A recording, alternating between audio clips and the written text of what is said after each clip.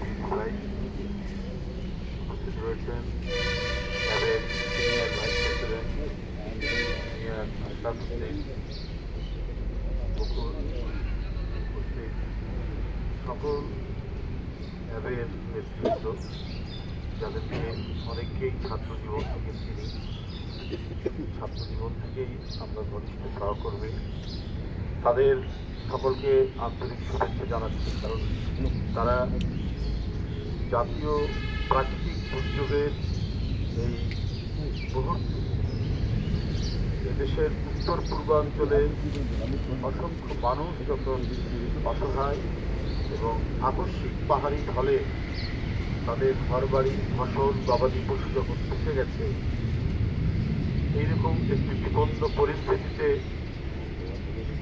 এই অসহায় দুর্গত মানুষের পাশে দাঁড়াচ্ছেন। শুধু শুকনো খাবার নয়, পানি, প্রয়োজনীয় ঔষধ এবং এই পানি নেমে যাওয়ার পর আরও যে সমস্ত বিপর্যয় এসে দাঁড়ায়, তাদের ঘরবাড়ি মেরামত করা সহ এমনকি নির্মাণ করারও প্রয়োজন পড়ে, সেটারও যথাসাধ্য প্রচেষ্টা নিয়েই এই ত্রাণ কার্যক্রম শুরু করেছে। নিঃসন্দেহে এটি একটি বড় ধরনের মহতী উদ্যোগ, মানবিক কাজ। কারণ অ্যাপ যারা করেন তারা বাংলাদেশি জাতীয়তাবাদী দর্শনে বিশ্বাস করেন এবং এই বাংলাদেশি জাতীয়তাবাদী দর্শনে বিশ্বাস করেন এবং এই বাংলাদেশি জাতীয়তাবাদী দর্শনের উদ্ভূতা যিনি এটার প্রবক্তা, তিনি রাজনীতিকে মানব কল্যাণের সাথে সংশ্লিষ্ট করেছেন। এই করেছিলেন বলেই প্রাকৃতিক দুর্যোগ, নানা ধরনের দুর্যোগ, রাজনৈতিক দুর্যোগের যে অবস্থাতেই আছে, পেশাজীবী সংগঠন করেন অথবা সরাসরি রাজনৈতিক সংগঠন যেটাই করেন না কেন, প্রত্যেকেই ঝাঁপিয়ে পড়েন। আমাদের উপর দীর্ঘ 16 বছর ভয়াবহ নিপীড়ন, নির্যাতন। আমাদের যারা এই গণতান্ত্রিক আন্দোলনকে সমর্থন করেছেন, ছাত্র জীবন থেকে যারা গণতন্ত্রের লড়াই করেছেন, বিশেষ করে এরশাদের আমলে, তারা কিন্তু এই 16 বছর নানাভাবে নির্যাতন। তারা যারা চাকরি করেছেন তাদের প্রমোশন হয়, তাদেরকে ভালো পদায়ন করা হয়, তাদেরকে নানাভাবেই নাজেহাল করা হয়েছে। কিন্তু তাদের এই নিপীড়নের সকল অত্যাচারকে সহ্য করেও তারা জাতীয়তাবাদী পতাকাকে হাতে করে কাজ করছে। যে রিজু ভাই, ইঞ্জিনিয়ার আশরাফ, আর এখানে যার জন্য কিন্তু অনেক আমি ছাত্র জীবন থেকে চিনি, এরা প্রত্যেকেই আমি দেখেছি আজকের এই পরিবর্তিত যে পরিস্থিতি, রাজনৈতিক পরিস্থিতির যে উত্তরণ হয়েছে, আজকে শুধু নয়, ওই যখন বাইরে বেরোলেই কখন বিবি এসে ধরবে, কখন গোয়েন্দারা অনুসরণ করছে, ধরে নিয়ে যাবে কিনা।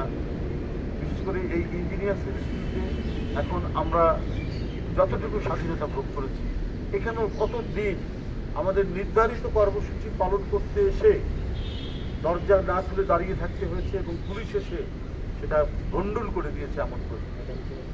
এমনকি আমি জানি ওটা, এমনকি আমাদের সম্মানিত দলের চেয়ারপারসন তিনিও এসে দাঁড়িয়ে থেকেছেন, তাকে প্রোগ্রাম করতে দেয়। কত অত্যাচার গেছে, কত নিপীড়ন গেছে, তারপরেও তারা দাঁড়িয়ে থেকেছেন এবং সেই সময় শুধু রাজনৈতিক কর্মসূচিতে অংশগ্রহণ করা নয়, পেশাজীবী সংগঠন হিসেবে তখনও বিভিন্ন সময় ঝড়, জলোচ্ছ্বাস এবং মহামারী প্রত্যেকটিতেই অ্যাবের একটি গুরুত্বপূর্ণ ভূমিকা রয়েছে।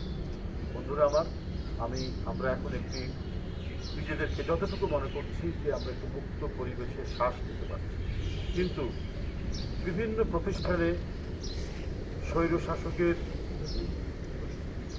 দোসররা তো রয়েছেন, স্বৈরশাসকের ইঁদুররা ঘুরে বেড়াচ্ছে। এই ইঁদুররা আবার, এই মুশিকরা আবার ঐরাবত হওয়ার চেষ্টা করছে, হাতি হওয়ার চেষ্টা করছে এবং মাঝে মাঝেই তারা উঁকি দেওয়ার চেষ্টা করছে নানাভাবে। তারা জানেন একটা ফাঁসিবাদী শাসন জনগণ যখন টেনে নামিয়ে দেয় বিপ্লবের মধ্যে দিয়ে, বিপ্লবের প্রতিটা বিপ্লবেই আবার একটি প্রতি বিপ্লবের একটা মানে থাকে, আশঙ্কা থাকে। এখন নানাভাবেই একটা প্রতি বিপ্লবের আশঙ্কা আমরা রয়েছি। আপনার প্রশাসনে বলুন, বিভিন্ন যে রাষ্ট্রীয় প্রতিষ্ঠানগুলো আছে সেখানে বলুন, প্রত্যেকটি জায়গায় তারা ঘাপটি মেরে আছে। একেবারে মানে সুযোগ পেলেই, যেমন ইঁদুর রাত্রে সুযোগ পেলেই বিভিন্ন জায়গায় ছোটাছুটি করে, ঠিক এরা সেই সুযোগের অপেক্ষায় রয়েছে। দেশের আইন শৃঙ্খলা বাহিনীর মতোই একটি বাহিনী হচ্ছে আনসার বাহিনী। তারা তাদের দাবি দেওয়া নিয়ে কথা বলতে পারে তাদের উচ্চতর অফিসারদের সাথে। তারা বিভিন্ন অ্যাসোসিয়েশন এবং সিবিএর মতো তারা অবস্থান ধর্মঘট করছেন, ঘেরাও করছেন, অবরুদ্ধ করে রাখছেন। এই সাহস পেল কি করে?